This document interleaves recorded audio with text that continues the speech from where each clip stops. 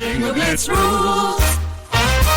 If your bingo has ads in it, That's not a bingo. if it doesn't have the coolest tournaments, mini games, and the most breathtaking design, Nope, not a bingo. if your bingo moment makes you feel so excited that you just want to burst in joy and scream out loud, bingo! Sorry, so you're playing... Bingo Blitz? Now that's a bingo.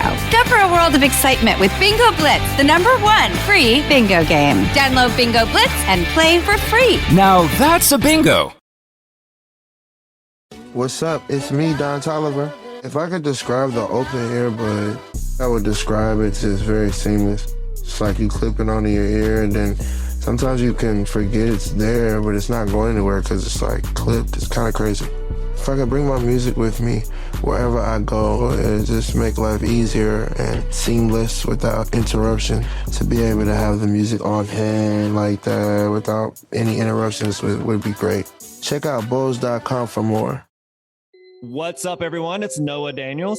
Hey y'all, I'm JJ. Hey guys, it's Kat. And we're your hosts of the Real Hauntings podcast, where we bring on guests to share their first-hand encounter ghost stories and supernatural experiences. Now on to the trailer. I've been warned to not tell this story, but I think because of the way it ends, it's okay to tell this story, because some people say that with certain entities, to like speak of them or talk about them or in any way like portray them as powerful will attract them to other people. The creepiest thing about it to me is a lot of times it would wait for me to notice it. Like it would just lay its arm out like this, and then I'd be like, where is it? Where is it? And then I'd see it, and then it would just slither back. For more information on the Real Hauntings, Real Ghost Stories podcast, make sure you check out real.fm to learn more about our podcast and many other amazing podcasts.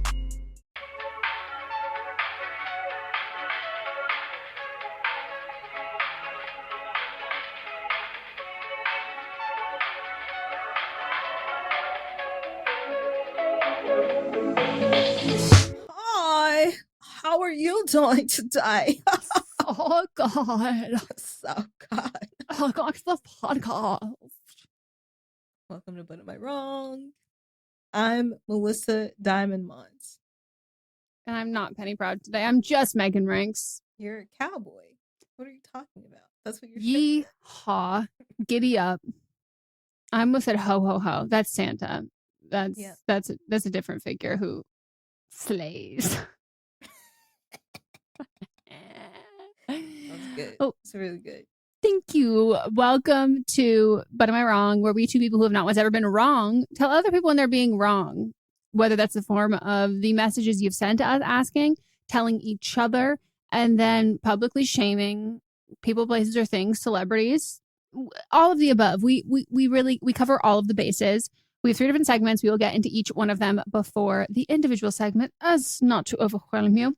But you should know that we value your opinions as much as we value our own. Well, not maybe as much because we are the only 2 people with the mic, but we do value your opinions. So on our Instagram stories, we post votes to see what you think, who you thought was wrong in each segment and everything we go about and talk about in this episode. And then we also ask that you send messages about why you voted the way you did, thoughts you have, feelings you have, and then we read them on tomorrow's episode called Fisting Friday. But we won't read the results from this week's episode, obviously, tomorrow. It'll be last week's episode tomorrow. That was a lot. Woo! Megan's hoping her allergies are going to suddenly disappear in the next 5 minutes. Do you have a neti pot or squeezy? Yeah, but I don't have distilled water, so I need to boil the water to sterilize it, and I just haven't done that yet. It's so much fucking work. But I just don't want a brain-eating amoeba. Sue me. No. It's just so much work. No, again, we've been over this. The fact that water itself is not sterile, I think, is a really fucked up thing, and we need to work on that. As a society, women in STEM, please get on that. I don't think I should have to wash my water bottle. I don't think I should have to boil, then let water cool down to do my neti pot. Like, I will because I don't want to die, but, like, let's work on that. I know, but it, like, keeps you from being able to do it because you don't want to do the other things. Exactly. And then I'm even afraid, like I have some distilled water that's in there, but it's just been in there for a while. Even though it's been in a closed container, I'm still afraid. Yep. Well, all right. Mine is something that I've been thinking a lot about this week. And also, you have said something along the same lines of, I can't vote for that man. I think we need to figure out a way where we can bring back three parties. Because right now we have the far right, centralists, and nothing. There is a left, but like they don't have enough power to really do anything. Mm-mm. This two majority party world that we live in America is not working at all. I need somebody smarter than me in politics. I tried to watch some videos and read some literature on this, but it's not for my brain to comprehend. This is not my area of expertise, but it's some people's area of expertise, and they need to do better. And I'm going to specifically talk to the party that I belong to because it's the closest to my values, but it's not where I fall.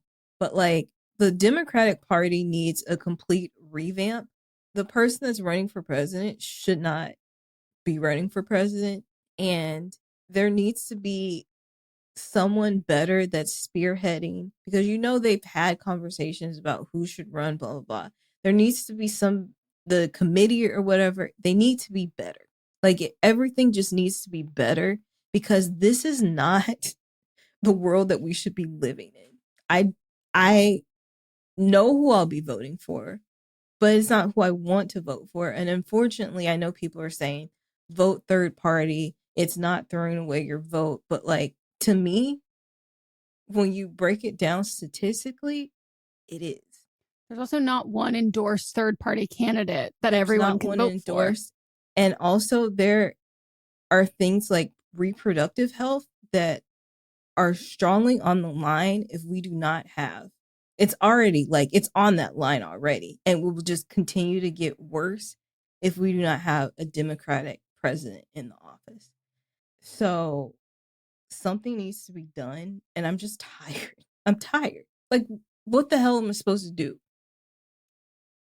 Seriously. Mm-hmm. What can we do? Yeah, it's infuriating. I think that the biggest overhaul I need a non-white woman. I need a non-white woman because first of all, I need men out. I need the men out as fuck. I need us to no longer have a majority of men. I don't even want a minority of men. I just don't want the fucking men there. Get them the fuck out of this. You've screwed it up so many times. You have no more chances. And the woman that we do have there, I know she's ruled just by based on, she's being ruled by a man. She's being ruled by a man, and she can't speak out on things, and I can just tell by things that her family members are saying and not saying where she actually falls on the spectrum, and she can't actually do what she wants to do. Mm-hmm. Yeah, the system was built by a man, and that's why the system is failing. And it's such a shit show because, I understand the people who want to vote third party as well, because, they're not wrong in saying that Democrats Democrats only do things when Republicans are in office. Democrats only do that, but we only know how to campaign against we're not the other guy, as opposed to what we can do. And Democrats get cushy in office and they don't do anything. But then when the threat happens of unfortunately, I think that if Trump is elected, I think there's a lot of Democrats who are going to promise things they wouldn't promise when they were in office. And that's super fucking frustrating. And it becomes a system in which they benefit either way. We were promised things when he wasn't in office. And a lot of that is not happening.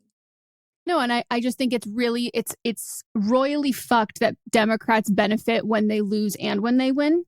Mm-hmm. And that's just the game, quote unquote, of politics that I find so fucking insidious, and that I feel insulted that they think we don't get it, that this is all brand new to us, and seeing it the last ditch efforts to promise things that we are promised when we voted for you at the beginning, mm-hmm. that it's well, if you don't vote for me now, you're not going to have this. You already promised I could have it. And they're what are you talking about?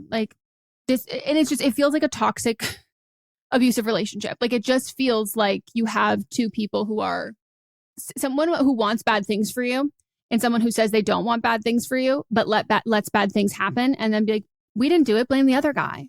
and uses our taxpayer money to fund a fucking genocide. Like, I'm so sick of that. I'm sick of a lot of things, but like this week, it's just been weighing so heavily on my heart. And I'm just like, people, I know you reposted it, so I know you're aware of it. Nikki Haley writing on the bombs and like people saying like, can you believe that this Republican is doing X, Y, and Z? She signed her name on it, but who bought the bombs? Uh-huh. And like, they don't have different policies when it comes to this. And like, unfortunately, I think if it was Republicans funding this, Democrats would have a lot to say about it. Yeah, I'm like, between the COVID policies and the genocide, like, it's just the Spider-Man meme. Like, it's just one of those things that I'm like, you're not changing anything about that. Like, you guys are saying the same shit about this, but you're telling me that you're not. Like, and it's just, yeah, it's a mind fuck, and I blame the men. Like, I really blame the men, and I also like all of this, specifically the genocide. All of this has done is like just like freaked me out even more when it comes to like journalism, with like how many journalists died, like, and that us America, free speech, free country. That freaks me out even more, that it's like we're getting to a point where like, I'm not someone who's like, oh, you can't trust mainstream media, but like, I'm just worried about journalists' lives and like being able to report what they need to report and like reporting the truth and all of that. And like, we're not protecting that. Even the press secretary getting up and talking about Rafa and then saying it's not bad enough for us to do something. It's not bad enough. Decapitated children is not bad enough. It's so morally depraved. It's like hard to like swallow that like there are other humans, even humans I hate and humans I like disagree with, who like, we don't have the same viewpoint as this. Yeah. It just feels like you're going crazy. Cause like, it's so fucking clear as day that like, I don't even know what I'm going to do. Like, I don't know how to vote for somebody who is like, some kids, it's legal to kill some kids and like, you can pay for it. Like, I don't know how to rationalize that at all. So, yeah. Sonia Sotomayor says that she like literally cries every day doing her job as a Supreme Court justice. It's also just so crazy to me that overseas people think that you can bomb and kill people's entire bloodlines and think that that's not going to produce people with an absolute disdain and disgust for a government. And then they also don't think that that's going to happen here when you bomb people, their entire families, entire lineages with our tax dollars. What do you think that's going to do to our citizens? Right. Can't bomb away problems. You can't bomb to peace. Like, it's just such a archaic like thing that we know is to be not true. And we're going to act all surprised when shit happens. So yeah, I've had so many people who like message me being like, I have people being like, please don't say anything bad about Biden, like blah, blah. And I'm like, truly shut the fuck up. Like, shut up. They're like you can't support Trump. I'm like, bitch, I don't support Trump. Like, it's just like, it's such a watered down version, like way to like think about this. And like, I was before anyone for the 2016 election. I was blue no matter who I was. So, and I stand by that decision. Yeah, I stand by it too. Doesn't mean, and we didn't want to vote for him then either. No, neither of us wanted to. No, like, it's just like, but I was going to fight for that because I stand by that. Like, I don't think that Trump would have been better in this time period than he was whatsoever. But then I have people in my DMs now who are like, I don't know, like, what the fuck do I do? And I'm like, bitch, I don't know either. Like, it's just know, like, if you're struggling with this, and yeah, and I'm never going to look at someone specifically. I'm never going to look at women who are not white, who are like, I can't vote for him, and have any sort of animosity. So just know that like, if you're a white, because most of the people who are very upset with me, all the people who are very upset with me saying that, like, I don't know how I can vote for him, or white women, send me those messages all day. But swear to God, if you send them to a woman who is not white, you don't need to educate anyone else on the horrors of what their potential future could look like. People know. And people are making the choices that they need to make for themselves. But I'm just sick to my stomach. Yeah. So mine is a little more later. So mine, I was inspired by Bridgerton, though it does have something to do with history. Okay. And I think we need to bring back letters. And I don't mean just writing letters like, hey, what's up? Like, here's my holiday card. I mean, when I want our great grandchildren to find out stuff about us, I want them to find written on stationery, my husband is a trifling asshole. He's sleeping with my neighbor. Bring back just explicit gossip in letters to the fact that, like, you know how we know so much about, like, all of these people back in the day? Oh, yeah, they wrote it in the letters. Oh, they're like, Moss was telling me about this, like, one guy, because again, this is Bridgerton. He was talking about this one guy who's like a poet, and like, him and his wife, they really like got on, but like he mostly slept with men. I was like, how do we find that out? He goes, his wife talked about it in the letters. Bring back that. Bring back letters. And think about this. Think about history. And yes, diary entries. I wholly subscribe to that. But there is something just so just delectable, delicious about writing a scathing letter about someone, talking shit about people, and then mailing it to your friend. They could be 5 minutes down the street. They could be across the country. Spreading that gossip by the U.S. Postal Service is what I think means to be a true American. And I think we've lost touch about the art of history of letter writing. You can write it with a calligraphy pen. You can write it with a quill and ink. But bring back gossip, shit talking, all of that. And so then one day, your letter about how you got railed by the hot guy at the bar is put in a museum behind plexiglass for people to look at and go, that's how they used to live back in the day. Bring it back. Hamilton released the Alexander Hamilton, one of our founding Not fathers. Lin-Manuel Miranda? Well, I learned about it from Hamilton, the musical. Had the Reynolds pamphlet, which was an essay that he wrote when he was serving at the Treasury. And it basically talked about his affair that he was having with James Reynolds' wife. And like they were moving money around and stuff. And like he published that so that he wouldn't get in trouble, even though that meant him getting in trouble with his wife. But that's how she found out. That's how that's how New England found out.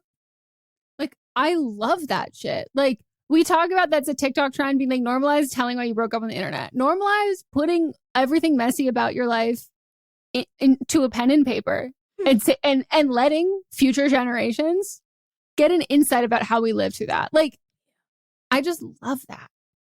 And I want it back. I want it back. You know, I don't want someone to be like, oh, like, yeah, like the internet, we talk about the internet lasts forever. It doesn't always. So like, start gossiping in the handwritten form. Right. I love when people admit crime that they did, like affairs, like second families, other children, illegitimate children, out of what, all of those things. Have you started keeping a record? For you me? want it for other people, but I not want it for other yourself. people. Of course, of course, of course, of course. My brain doesn't work like that. I'll work on it, but I've tried to keep diaries throughout my, if I say throughout my life, it stopped probably around 17. No, I did a little bit in college, and I just like, I'm like, this is boring. Nothing about it excites me because I'm not having affairs with anyone else. But if you were doing that, do it. My friend in college that is no longer my friend. I feel like every week I'm talking about somebody that's no longer my friend. But I hope they're watching the Patreon because you can see the facial reaction. She's just a hardcore Republican. But she talked about how in college she was keeping a journal. So then she would have record of the day that she met her husband. Did she meet her husband in college? She did. Oh. But like she didn't, like she was writing it before. Oh my God. So it was leading up. So she was keeping the whole purpose of her journal was that then when she actually found that guy, she would have a record of that day. Unfortunately, she's with the wrong guy because that's Harrison Bucker's dream woman. I don't know who that is. That's the man. That man. I've been calling him Buttlick. So yeah, Harrison Buttlick. That's his wet dream. A woman whose entire life has revolved around the moment she met her husband. It's so embarrassing. It is. But if she's happy, whatever. No, it's still embarrassing. It's still embarrassing. But if she's happy, then I will not have anything else to say about it. I don't know if she's happy. We're no longer friends. Yeah. But if she is, cool.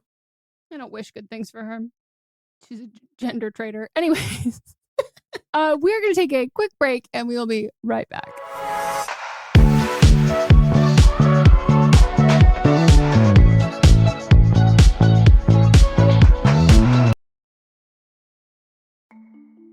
As a podcast network, our first priority has always been audio and the stories we're able to share with you. But at Realm, we also sell some pretty cool merch, and organizing that was made both possible and easy with Shopify. When you think about successful businesses like Aloe or Allbirds or Skims, an often overlooked secret is the business behind the business that makes selling and, for shoppers, buying simple. For millions of businesses, that business is Shopify. That's because nobody does selling better than Shopify. It's the home of the #1 checkout on the planet. And the not-so-secret secret that's definitely worth talking about is that Shop Pay boosts conversions up to 50%. That's more happy customers and way more sales going. If you're hoping to grow your business, your commerce platform better be ready to sell wherever your customers are scrolling or strolling, on the web, in your store, in their feed, and everywhere in between. Businesses that sell more, sell on Shopify. Upgrade your business and get the same checkout we use with Shopify. Sign up for your $1 per month trial period at shopify.com/realm, all lowercase. Go to shopify.com/realm to upgrade your selling today. Shopify.com/realm.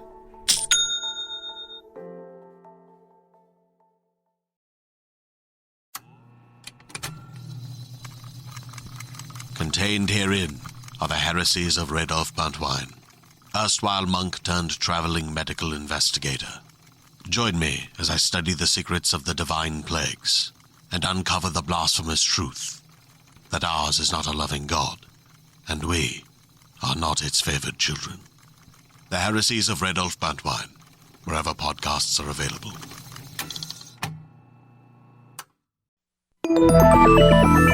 With something like 5 million podcasts, finding a really good one can take a ton of time. So let me recommend one. It's called Something You Should Know. I'm the host, Mike Carruthers, and in each episode we discuss topics that can be really helpful, like how to read people better, the psychology of crowds, or fun things like the story of Legos, or why you probably wouldn't be here if it weren't for horses. Something You Should Know is the name of it, wherever you get your podcasts.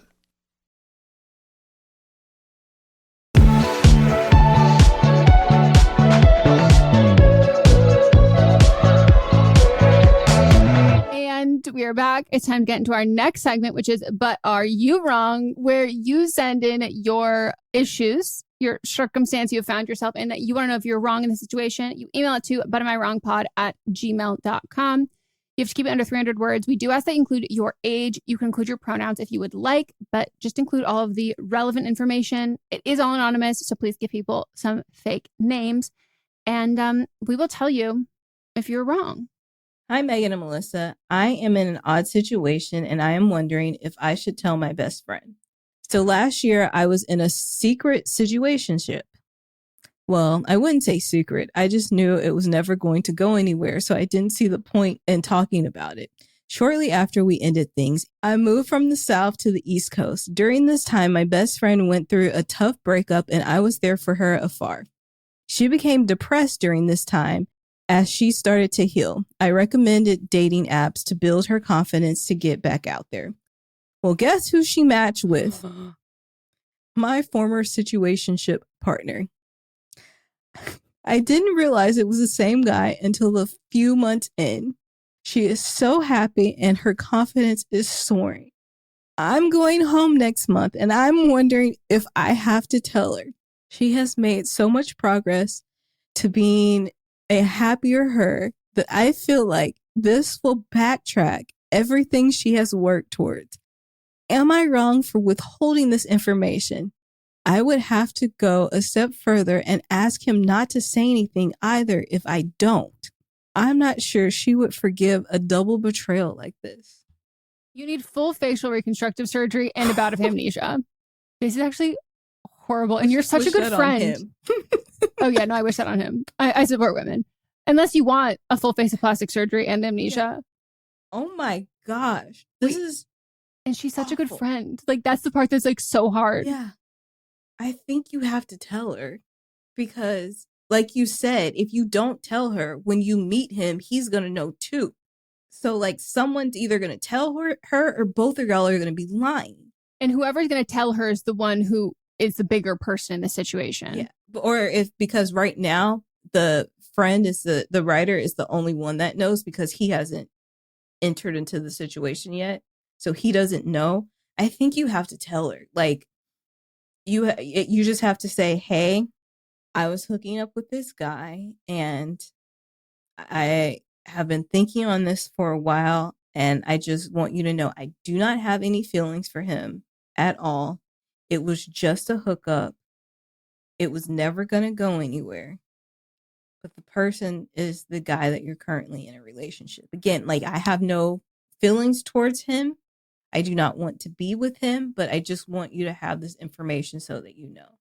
I need to know how you found out that it was this guy, because maybe she sent a picture and be like, here's my new guy. Or like they posted a picture on Instagram or something together.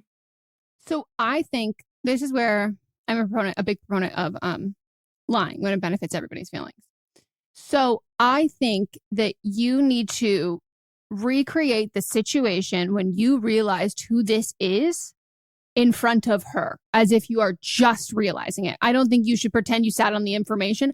I think if you do that, like, do what Melissa said, and I would say it in the way of being like, I didn't know how to bring this up because, like, I don't have feelings for him, but, like, I also didn't want to say, like, oh, I really don't like this guy because I don't want you to think that, like, he's not a good guy and that you shouldn't date him. So, like, I didn't know how to, like, toe the line of, like, expressing to you how happy I am for you and how not interested I am in him without sounding odd, because I've also, like, hooked up with him, that, like, I don't want that to impact your decision to think that I'm saying he's not a good guy or whatever. But, like, I think, like, if she sent you a picture or it was like something on Instagram or whatever, just be like, oh my God, can I call you later? And then be like, I just realized something. And, like, I think I'm like 99% sure that this is what's happened, but, like, I don't know, but, like, I am just realizing I think that he and I might have, like, had a situationship, and just be like, I didn't, like, when I first saw the picture of him, like, I was like, don't add on to the lie. No, but I was gonna say, like, if you can say, like, it depends on how you find out, though, because I think, like, oh, he like vaguely looks familiar. Because the whole thing I think it depends on is how the situationship ended. Because I think if it ended with he ended it first before you did, I'm always a little bit worried about a guy being like, oh, she definitely still has feelings for me, and, like, him kind of pulling the strings.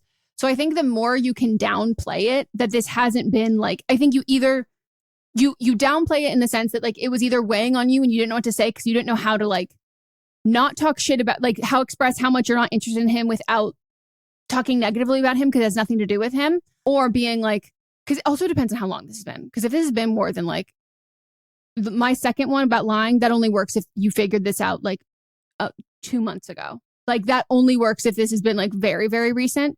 And just being like, I think this is the guy that I had the situation with, but I totally didn't recognize him. And I'm, like, just realizing this now as, like, I'm coming home to visit.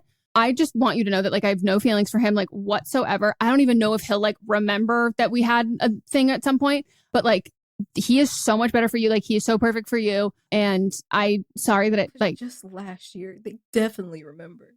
Oh my God, someone needs full facial reconstructive surgery. This is actually the most stressful thing in the world. Yeah, like, the question is, am I wrong for withholding this information? Yes. That yes, and he would be wrong too if he also knew and was withholding the information. Because, like, you have to tell her, and you have to tell her before he tells her, before he knows. Because also then, like, you've been knowing, but also he probably sees mutuals on Instagram, you and her, like. Yeah. So I think that you tell her, and then the nicest thing to do is you tell her and you just say that, like, you just, like, didn't know how to bring it up, and just be like, I don't even know how to prove to you that, like, I have zero feelings for this guy. Like, he's just, like, it's just not a thing. And like, you can be like, "Hey, listen how much of a not thing it was." You didn't even know. Like, it was just like a dude I was hooking up with at school. And like, we don't really vibe, but like, you know, love that for you. But What about that D though? I know. Unfortunately, no matter what you say, I think the right thing to do is to tell her. Yeah. But I think even telling her or not telling her, there is a chance and outcome that she like needs a break from your friendship for a bit. And I don't think that like, but there's a guarantee if you don't tell her, I think that she will find out and then it will be a friendship ender. I don't think it'll be a break. I think telling her, I respect people who are honest when they're not confronted. Like, to me, I think that's like the biggest thing someone can do is be honest when I'm totally in the dark. I have like no indicator of what's going on. So be that person. And if not, might I suggest full facial reconstructive surgery and a bout of amnesia? Because the way that I would have to move. Like, I don't know what I would do. Also, can we talk about how non-memorable this man is, that it literally did take her like a couple months to realize that it's the same guy? I do not envy you at all. Oh my God, at all. And I need an update. Like, I even need an interim update. Like, even before you go visit, I need to know how you found out that it was this guy. I need to know how it ended with you and this guy. Like, I need all of the information. This is so fucking stressful. And I'm like so sorry. There's just so many emotions running through my head right now. And listener, or caller, writer, if you want some more insight into, well, it could be worse, listen to the episode of Don't Blame Me about the girl who fucked twin brothers. And their other brother. Well, that's how she ended up in the situation. She went home and went, "Oh, I recognize these men." No, she knew the whole time, remember? She knew she was going to a cookout and didn't know if she should tell them before. No, I know. But when she started dating the guy, she didn't realize that she knew when she hooked up with one twin, he fucked her over. Then she fucked the twin to make him mad. But when she met the other brother, she didn't know. And then they started dating and she realized it and was like, "Man, it'll be fine." So yeah, as research. Well, please write in, like, expeditiously, ASAP. Next up. Good day, Meghan and Melisa. I'm wondering if I would be wrong if I told my boyfriend he is a terrible cook. So for New Year's this year, we made dream boards together. Mainly it was personal goals, but we agreed to one goal we would offer the other. So my goal to him was to help out more around the house with cooking and cleaning. I'm very particular about how I like things cleaned. No, you're not. He just doesn't know how to clean. So I took that early on in the relationship and I told him to focus on cooking. Now I'm seeing what a big, big mistake that was. He is an awful cook. Like, I can't even put into words how terrible he is, but he's trying. He's making an effort to do exactly what I asked. I already took cleaning away from him. Would it be wrong to suggest he stops cooking as well? It would be wrong unless you plan on wiping his ass after he shits and bathing him and getting him dressed every day. Not being able to cook and not being able to clean are choices that you make.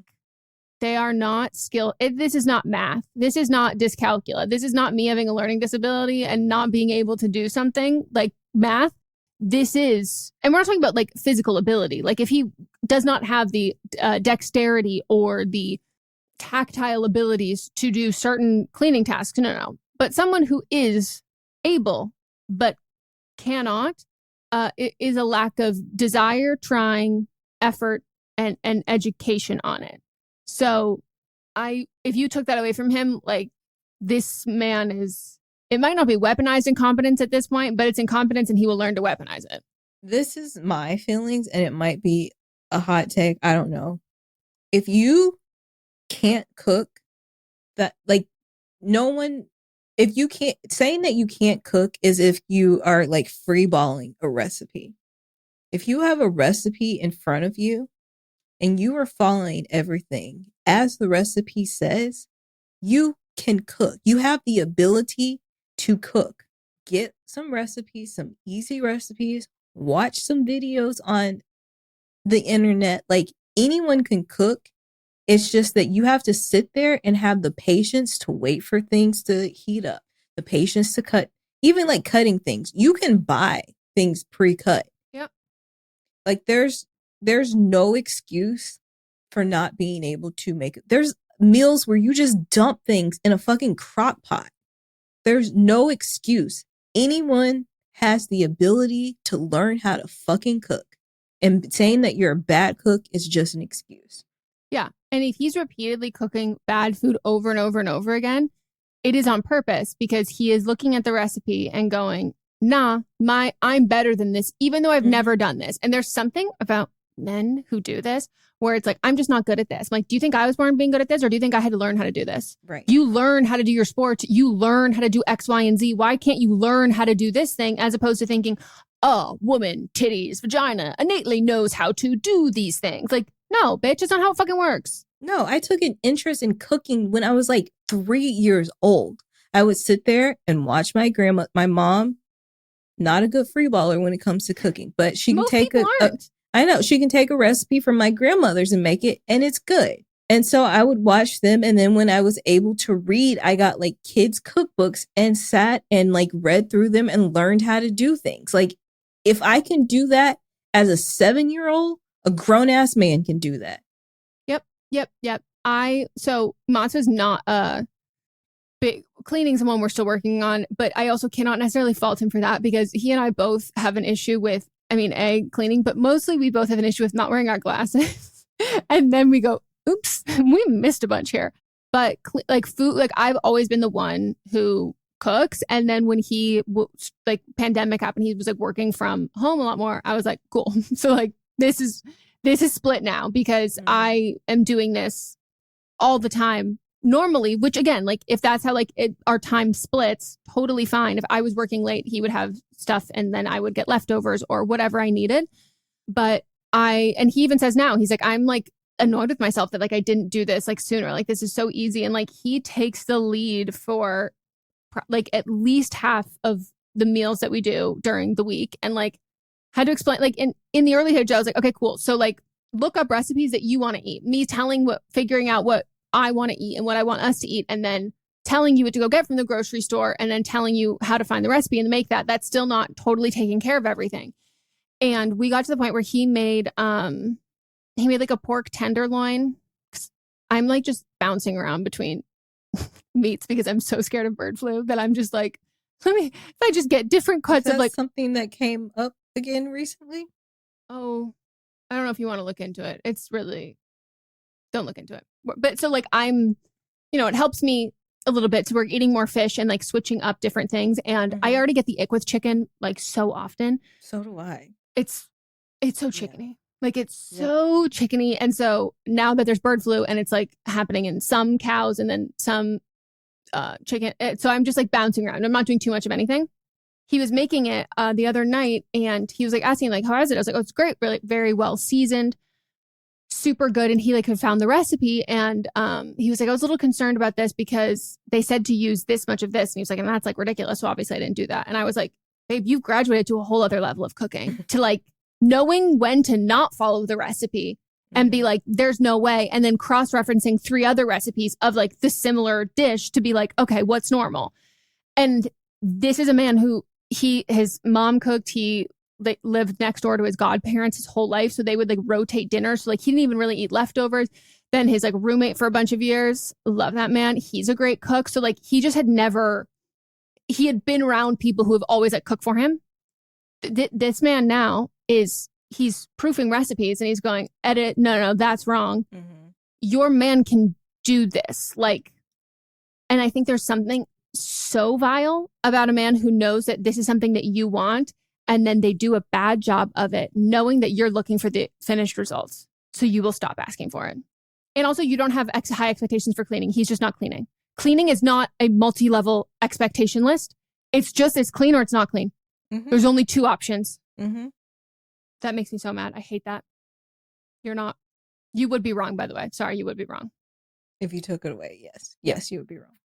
All right, we're going to take a break. When we get back, we'll get into But Are They Wrong?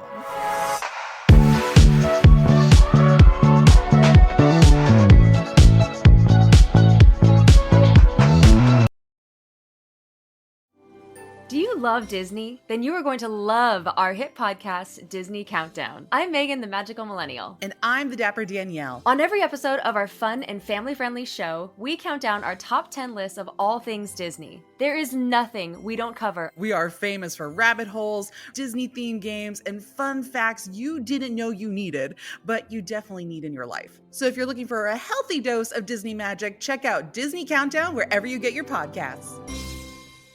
Hey everyone, join me, Megan Rinks. And me, Melissa DeMonts, for Don't Blame Me, But Am I Wrong? Each week, we deliver 4 fun-filled shows. In Don't Blame Me, we tackle our listeners' dilemmas with hilariously honest advice. Then we have But Am I Wrong, which is for the listeners that didn't take our advice. Plus, we share our hot takes on current events. Then tune in to see you next Tuesday for our listener poll results from But Am I Wrong? And finally, wrap up your week with Fisting Friday, where we catch up and talk all things pop culture. Listen to Don't Blame Me, But Am I Wrong on Apple Podcasts, Spotify, or wherever you get your podcasts. New episodes every Monday, Tuesday, Thursday, and Friday. Merry Christmas, everybody! My name is Eric Peterson. I'm here with my good buddy, Danny Jordan. And we are the hosts of Christmas Countdown Show. We're so thrilled to be bringing the merriment to you all this holiday season. On Christmas Countdown, we love to count down our top 10 favorite things related to the holiday season. That could be food, movies, music, everything that we all love about this massively merry good time. So wherever you get your podcasts, make sure you click that subscribe button. Eric, are you ready? I am ready, and we hope that you are too. Merry Christmas, everybody! Let's go!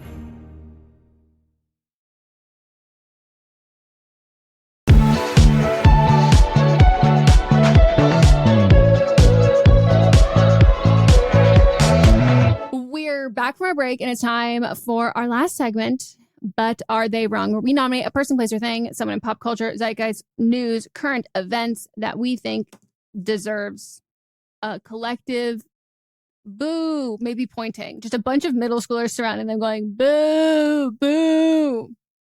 And sometimes I wish death upon them, but I'm not going to be specific because I've already done that. And apparently you can get in trouble because Ethel Kane's getting in trouble because she said something about politicians be assassinated, which I've said for years.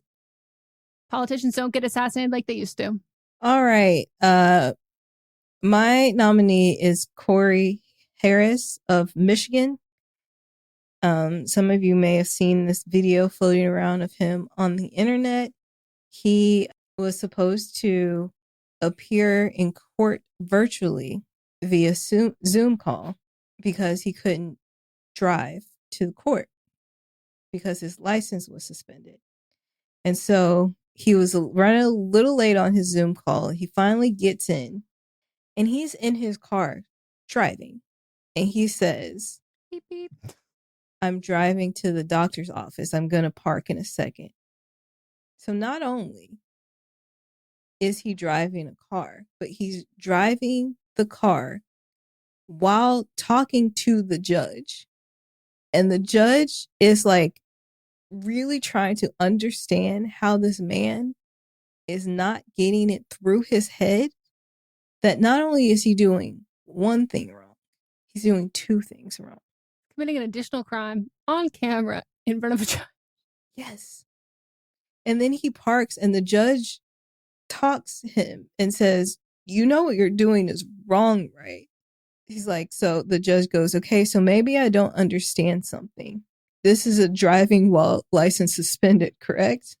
And then it was confirmed. And then he said, and he was just driving and he doesn't have a license. Confirmed again. Those are the charges. Yes, confirmed.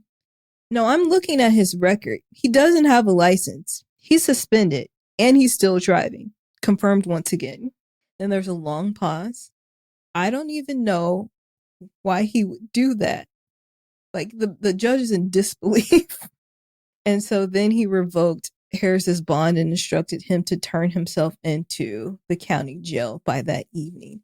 And then Harris just drops his hands and goes, oh my God. Like it just then dawned on him that what he was doing was wrong. So that is my Rachel of the week. I saw that. I didn't see the part where he didn't even realize what he was doing. I will say that man might have ADHD. That I've done some, no, I haven't done that, but I'm saying like something where it's like, oh my God, these 2 things coincide. Holy shit. But yeah. He doesn't even have a license. He's driving with he's appearing. Oh, he doesn't have a license. His license is suspended. That is why he's appearing. That is why he could not drive to court. He does not have a he valid knows he license. Can't drive to court. Yes. Because I take it back. That man is not one of us. Here I was going like, sometimes I forget the things I'm supposed to. No. Yeah. It's so terrifying to think that there are licensed people on the roads who I'm afraid of. Then there are people on the roads who aren't supposed to be on the roads and they're still on the roads. Yep. Wow. It also reminds me a bit of the judge's reaction, reminds me a bit of a much darker circumstance. Actually, I don't even know why his license was suspended. So if it was for a dark reason, I don't want to downplay that whatsoever. But there was one about like during the like height of COVID 2020, I think maybe 2021, there's like a domestic violence one. Yeah. And it's like in like the background's changing and like the attorney of the woman is like, I have reason to believe that the defendant is he's in her house. And the judge like kept his cool, but like sent officers there and then was just like, are you fucking it? Like, you're a piece of shit and an idiot. Like, pick a struggle. He didn't say it like that, but if I was a judge, that's how I would have framed it. Yeah. I read between the lines. Judges do talk like that. I know. And you know who I need to be a judge? Badly built Butch Crockett. The way I need her to be president. Well, to be honest, I was thinking a judge is a great stepping stone to that. Because first of all, I don't want her to inherit this. I don't want to put the fixing of this on her shoulders. Put this on a different someone and take this on 4 years from now. I also want her to have a really just cushy vacation package. I want to see photo shoots of her in People magazine with like an adorable dog. Welcome to the White House. Ugh. Love that. Well, mine also has to do with the criminal justice system. And I would like to nominate Fontana Police. Do you know where Fontana is? It's in California. Yeah. I was just curious if you know.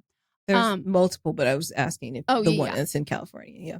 So this is, just to give it perspective to people, there were a lot of people from Fontana who went to my college. And you'll see there's a lot of people who went to my college. Most of the white people. Some of the other races too.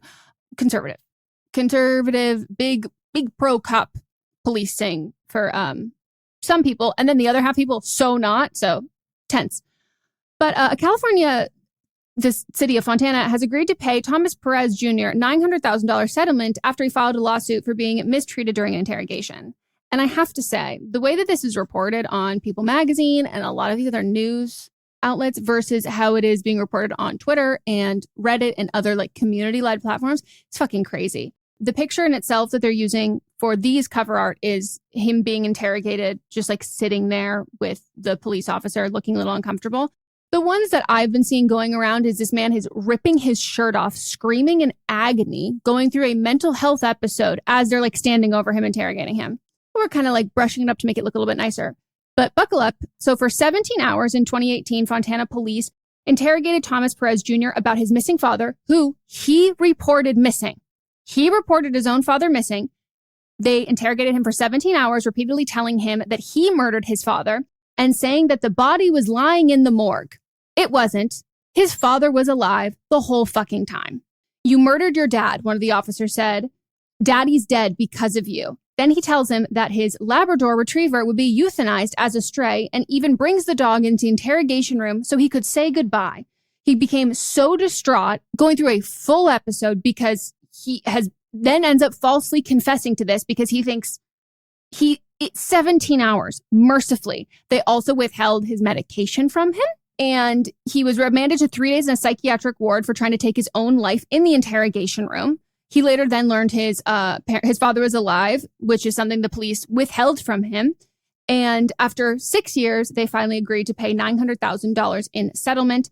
And he's the one who filed a lawsuit alleging he was mistreated during the interrogation. So his attorney said mentally torturing a false confession out of Tom Perez, concealing from him that his father was alive and well, and confining him into the psych ward because they made him suicidal. In my 40 years of suing the police, I have never had that level of deliberate cruelty by the police. So he had called on August 7th in 2018 when his dad had failed to return home after walking their dog. The dog came home, but his dad didn't. He told the police that his father and him had gotten into an argument before, and police said they found bloodstains in the home as well as on his father's wallet and phone. His father, it turns out, was at LAX because he was flying to visit his daughter in Northern California.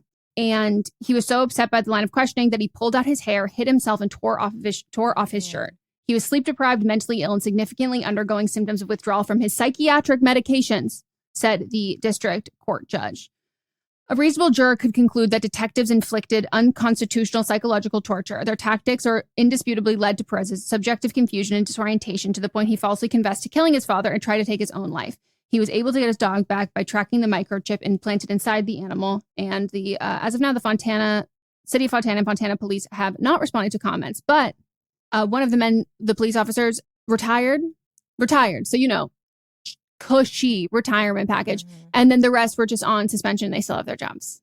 They are still getting paid. This is messed up. Like, disgusting levels of cruelty. Why would you even lie about that? It happens in like lots of places. I know it's like the good cop, bad cop. We scare them to then they confess. Yeah, but I will also say that like the police are racist everywhere, but depending on the area where you are and the race of those police, which vast majority of them are white, there's a lot of really like despicable, intentional ways of like, okay, so I can't shoot you because you came in here, but like, how can I inflict this pain on you? Like, how can I take out my like sadistic race fantasy on you? Like, it's just like, it's so fueled by that. And you find out the guy's like, oh, he's got psychiatric problems. And it's like, oh, of course. So people might think like, oh, Meghan, you're putting, there are, I know a lot of people from Fontana. Unfortunately, there is like there's a chunk of people who are super fucking racist, and they're specifically really racist because they live near people who they don't like. Like, it's such a nasty fucking thing. And the fact that it's only $900,000, I think, is so fucking little. It's infuriating. Yeah. And that $900,000 isn't gonna mentally cure him. No. Of the pain that he ever lived through. But like, that's, that is a chunk of money, but it should be way more than that. $900,000 a year, and Yes. fire everybody. Yep. And fire everyone who was involved, fire everybody who knew, fire everybody in the premise. And like, put their pictures up all around town. yeah. Oh, it just makes me so mad. And like, you have so many levels of trauma on this, like an involuntary psychiatric hold. That alone is so traumatizing for people. You have a withdrawal of medication. You have a suicide attempt. You have like the fact that he had to like find his dog to get it back because it was chipped. Mm-hmm. And the fact that like we don't hear about this until this case is closed. Like, yeah, police, if you want to keep, 2018, right? Yeah. And I also think that like I'm a defund and dismantle the police. I'm like, the whole fucking system is broken. But I'm like, if you don't want to dismantle the system, if it's like, no, okay, you can prove to me that, then tell me all of the accusations that are coming up. Tell me all of the active things that are happening in the police precinct. Like, tell me all of those things so I don't have to find out about it like 6 years later after the results and these guys have had their jobs the whole fucking time. Like, these men should not have been able, or these police officers should not have been able to walk around and live their lives this whole time. No. So I wish nothing but amazing things for this man. And this is where I wish I was like Warren Buffett rich, because I would just be like, I'm going to give you an island. Like, I'm going to like, you deserve so much more than this. And then I'm going to like the best doctors in the country first, and then like making sure that that he never has to want for anything the rest of his life. Without a doubt. And like, would also go full Scientology, and like, I'm going to make it a mission to ruin the lives of the men who did this to you. Mm-hmm. And then I'm going to buy Fontana, the city of Fontana. Once again, fuck the police. All right. The lighter note is just a shout out to Sterling K. Brown, the actor of a generation. Yes. And yes, how I said, you don't have to be a girl to be a girly girl. That's a girly girl. That's that like sup girl. Yeah. The way I'm ready for us to have a sleepover, I'm ready. I don't even drink. I'm going to make us mocktails. I want us to sit around matching pajamas and we're gossiping. And I know that man can gossip. And you sent me, or you told me about how Culture Work had made a video. But, well, to give a little backstory to the people, he is promoting a movie. He's really Atlas doing the Lord's work with Simu Liu and J-Lo. Yeah. He's just trying to look either which direction. And they did an interview and I don't even know how it was relevant, but J-Lo said like, well, I'm Puerto Rican. And he goes, are you? The fakest surprise. He goes, oh, no way. Cool. Mm-hmm. And then starts speaking. I haven't heard you say this already 10 times today. Literally being like, no way. This is brand new information to me. You don't say. In the world. It is so fucking funny. And then Culture Work did a video being like stitching one of those videos of this interview, being like, I have a mutual, someone who I consider a friend because they follow me and I follow them, who is very close to him. And I would love to hear from them. You've got like 36 hours. And guess who comments expeditiously? His wife. Can't get closer. Can't get closer than that. And she's like, oh my God, girl, I love you. Like, I love you down hard. Like, you are so messy. And I was like, that's the confirmation we need. And that's, yep. Like, she confirmed without confirming. The way I know that she's sitting on the fucking couch with an Olivia Pope level wine glass and popcorn waiting for him to come home from set on the days that she's not working, or she's saying, bitch, stay up. By the time I get home from work, you better be awake and you have to tell me everything. And they're just lying, kicking their feet up. Like, I can 100% see that because I initially followed her because she was on the show that I liked ish, First Wives Club. And they did her character so dirty and I couldn't find any press about it at all. And I was like, it wasn't like, oh, she's leaving to pursue something else. It was just nothing. Silence. And I was like, something's happening here. So I went over to see if like maybe she was on the internet and I could find her, and she was on TikTok. She has a lot of like silly videos up, but she also has videos where she's talking about things without talking about them. And she's one of us. And so I was like, yep, I'm going to keep following this woman. I adore her. I had been checking in to see if she was saying anything without saying anything on her TikTok, and she hadn't. And then Culture Work, who had been dormant from TikTok for a minute, she popped up because of P. Diddler, the asshole, because she has thoughts, which makes me think that she also has some connections to that circle. I know, we need to find out exactly where she works. Yeah. And so she came back for that. And then she came back for this, which lets me know she has information. Valid information. I owe to be a fly on the wall. Owe to be invited to that dinner party. Like, the way I want to hear everything about it. And she's gorgeous. She has one of those smiles I like, takes up the entire bottom half of her face. And so in her profile picture too, seeing her comment being like, oh, you are so mad. Like, I can see her saying it, which makes it even better. And both of them, like, they have this like very Hollywood smiles. Like, they have like the $1 million smile, like the shit that movies, blockbuster. Like, and you like just knowing about how he's smiling, saying all of that to J-Lo, like laughing to himself, and she's doing the same thing. I'm like, you guys are a match made in heaven. So happy for you. What a perfect couple. But yeah, so Sterling, we are ready to listen. Whenever you want to talk about it, please. I'm sure as soon as the press tour is wrapped up, then we will hear more. And I have to say, I've never once said thank God for AI, because I don't fuck with AI. But I'm so happy that they probably all got to be in individual pods most of the day. Well, he did hear. Yeah. That Ben's voice was over her pod instead of what everybody else had. Yeah, wasn't it his voice supposed to be him doing the same with her? I don't know. I might have interpreted it wrong. I thought it was that like Ben was reading his lines. I don't know. I truly don't know. Yeah. But which actually tells me that Ben was directing her because she needed an extra director because she wasn't getting where she needed to be emotionally. And that's what Sterling was telling us without telling us. And here's the thing. J-Lo has her strengths. And she knows her strengths. She knows her strengths. But here's the thing. She refuses to just accept them for what they are. Yeah. She won't lean into her strengths. What most of us do. Yeah. Especially at this big age that she's at.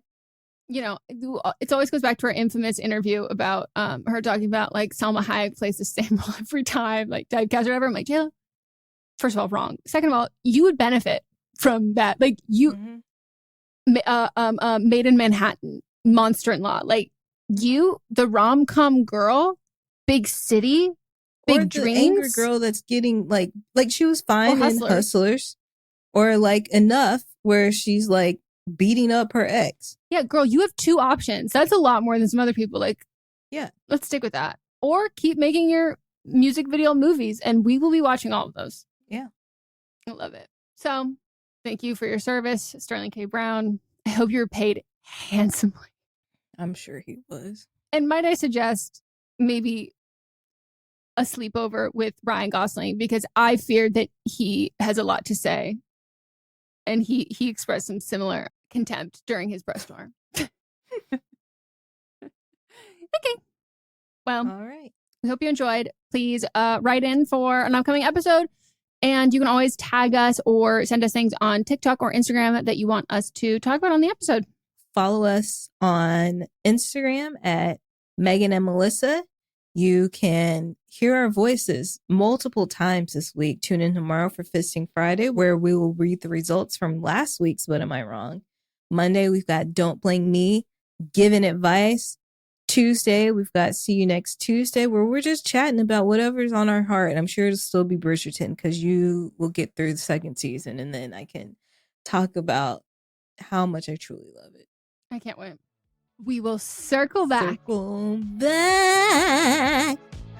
Goodbye. But Am I Wrong is a production by me, Megan Rinks. And me, Melissa DeMont, plus Diamond Imprint Productions. Post-production by Coco Lorenz. And production assistance by Melanie D. Watson. Welcome to the small town of Chinook, where faith runs deep and secrets run deeper. In this new thriller, religion and crime collide when a gruesome murder rocks the isolated Montana community. Everyone is quick to point their fingers at a drug-addicted teenager, but local deputy Ruth Vogel isn't convinced. She suspects connections to a powerful religious group. Enter federal agent V.B. Lauro, who has been investigating a local church for possible criminal activity. The pair form an unlikely partnership to catch the killer, unearthing secrets that leave Ruth torn between her duty to the law, her religious convictions, and her very own family. But something more sinister than murder is afoot, and someone is watching Ruth. Chinook, starring Kelly Marie Tran and Sanaa Lathan. Listen to Chinook wherever you get your podcasts. Hi, I'm Jennifer, a co-founder of the Go Kid Go network. At Go Kid Go, putting kids first is at the heart of every show that we produce. That's why we're so excited to introduce a brand new show to our network called The Search for the Silver Lining, a fantasy adventure series about a spirited young girl named Isla who time travels to the mythical land of Camelot. During her journey, Isla meets new friends, including King Arthur and his Knights of the Round Table, and learns valuable life lessons with every quest, sword fight, and dragon ride. Positive and uplifting stories remind us all about the importance of kindness, friendship, honesty, and positivity.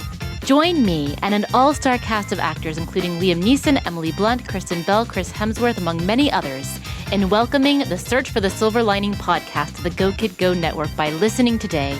Look for the Search for the Silver Lining on Spotify, Apple, or wherever you get your podcasts.